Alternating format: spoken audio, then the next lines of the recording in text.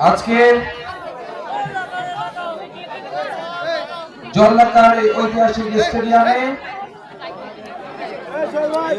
BNP কর্তৃক আয়োজিত আজকের এই নির্বাচনী জনসমুদ্রে উপস্থিত রয়েছেন সম্মানিত জেলা বিএনপির সভাপতি জনাব সেলিম চাঁদের সহ আমাদের উপস্থিত রয়েছেন যাকে ঘিরে এত আয়োজন, যাকে নিয়ে এত সামনে আমাদের আশা ভরসা, যাকে মনোনীত করেছেন বিএনপির চেয়ারম্যান জনাব তারেক রহমান, সেই কাঙ্ক্ষিত ব্যক্তি জনাব আলহাজ সৈয়দ আলী সহ আমাদের মঞ্চে উপস্থিত রয়েছে বিএনপির নেতৃবৃন্দ, অঙ্গ সংগঠনের নেতৃবৃন্দ সহ সামনে মঞ্চের সামনে উপস্থিত রয়েছেন মা খালারা সহ আমাদের জলঢাকার প্রিয় এলাকাবাসী সবাইকে আসসালামু আলাইকুম রাহমাতুল্লাহ ও সনাতনী ভাইদের জন্য আদাব রইল।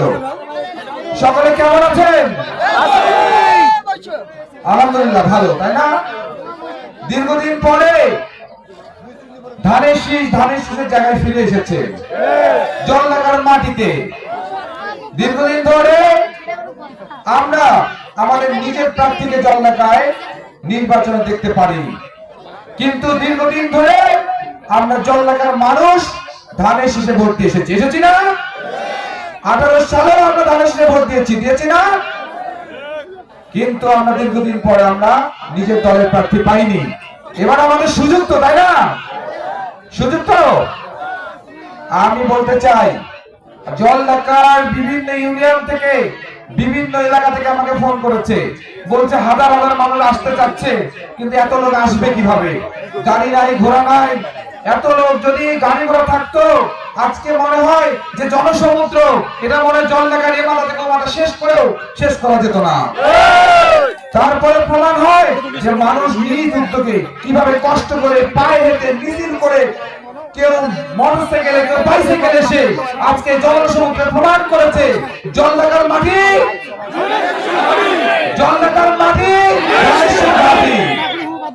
আমি আপনাদেরকে বলতে চাই, আপনাদের সঙ্গে আমাদের সবসময় কথা হয়েছে, দেখা হয়েছে। যে কথাগুলো বলতে চাই এটা আপনারা সবাই জানেন। আপনাদেরকে বলতে চাই, বিভিন্ন ইউনিয়নে গিয়েছিলাম, কথা হয়েছে। আমি যে কথাটি বলেছি সেই কথাটা আমারও বলতে চাই। প্রথমে ভোটে দাঁড়াতে গেলে কি লাগে বলেন তো? যোগ্যতা লাগে। প্রথম যোগ্যতা কি? প্রথমে প্রার্থীকে চিনতে হয়। দ্বিতীয় যোগ্যতা কি? প্রার্থী কেমন, তাই না? কথাটা এই দুইটা, তাই না? এই দুইটা লাগে না লাগে?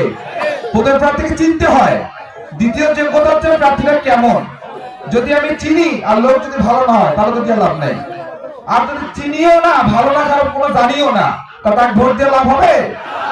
এখন আপনারা এই কথাটা বলেন, আমাদের প্রার্থী ধানের শীষের প্রার্থী জনাব আলহাজ সৈয়দ সরকার আপনারা সবাই চেনেন। কেমন মানুষ? দুইবার উপজেলা চেয়ারম্যান ছিলেন, কেমন কাজ করছে? তাহলে দুইটা যোগ্যতা উনি পাস করলেন, তাই না? এখন আপনারা বলেন, অন্য যারা প্রার্থী আছে তাদেরকে নির্বাচনের আগে থেকে আপনারা কি চিনতেন? হাত দেখা বলেন সবাই, চিনতেন নাকি? তাহলে কি চেনেন না? উনি লোক কেমন, কাজ কেমন করে কেউ জানেন? তাহলে পরীক্ষা কি পাস না ফেল? তাহলে কি যাদেরকে চেনেন না, জানেন না, তাদেরকে ভোট দিবেন? ওই তো ভোট নেওয়ার অস্ত্র আছে একটা, জান্নাতের কথা কইলে চেনেন আর না জানেন, কাজ ভালো করেন আর না করেন, ব্যস্ত যাওয়ার জন্য ভোট দেওয়া লাগবে নাকি? কথাটা আমার একটা প্রশ্ন ভাই, প্রশ্নটা করবো।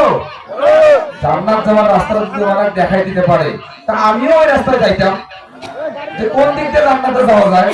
জান্নাত যাওয়ার রাস্তা তো আমি ভাই জানি না। আমি জানি আল্লাহ যদি সন্তুষ্ট হয় মানুষের যেগুলো করবে, আমরা জানি না যে কিভাবে আল্লাহ সন্তুষ্ট হবে। আমরা জানি যে নামাজ কালাম থেকে শুরু করে ভালো কর্মের মাধ্যমে আল্লাহ যার উপর সন্তুষ্ট হবে তিনি বেঁচতে যাবেন, তাই না? কিন্তু আমি তো জানি না কোনো মার্কায় ভোট দিলে জান্নাতে যাওয়া যায়। আছে না কিরকম কোনো? হ্যাঁ,